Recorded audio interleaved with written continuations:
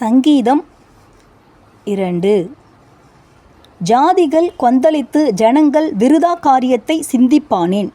கர்த்தருக்கு விரோதமாகவும் அவர் அபிஷேகம் பண்ணினவருக்கு விரோதமாகவும் பூமியின் ராஜாக்கள் எழும்பி நின்று அதிகாரிகள் ஏகமாய் ஆலோசனை பண்ணி அவர்கள் கட்டுகளை அறுத்து அவர்கள் கயிறுகளை நம்மை விட்டு எரிந்து போடுவோம் என்கிறார்கள்.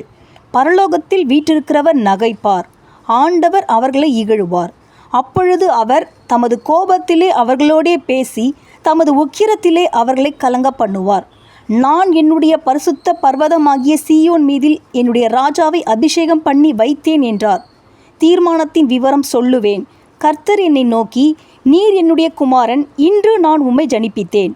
என்னை கேளும், அப்பொழுது ஜாதிகளை உமக்கு சுதந்திரமாகவும் பூமியின் எல்லைகளை உமக்கு சொந்தமாகவும் கொடுப்பேன். இருப்பு கோலால் அவர்களை நொறுக்கி குயக்கலத்தைப் போல் அவர்களை உடைத்து போடுவீர் என்று சொன்னீர். இப்போதும் ராஜாக்களே உணர்வடையுங்கள், பூமியின் நியாயாதிபதிகளே எச்சரிக்கையாயிருங்கள். பயத்துடனே கர்த்தரை சேவியுங்கள், நடுக்கத்துடனே களிகூறுங்கள். குமாரன் கோபம் கொள்ளாமலும் நீங்கள் வழியிலே அழியாமலும் இருக்கும்படிக்கு அவரை முத்தம் செய்யுங்கள். கொஞ்ச காலத்திலே அவருடைய கோபம் பற்றி எரியும். அவரை அண்டிக் கொள்ளுகிற யாவரும் பாக்கியவான்கள்.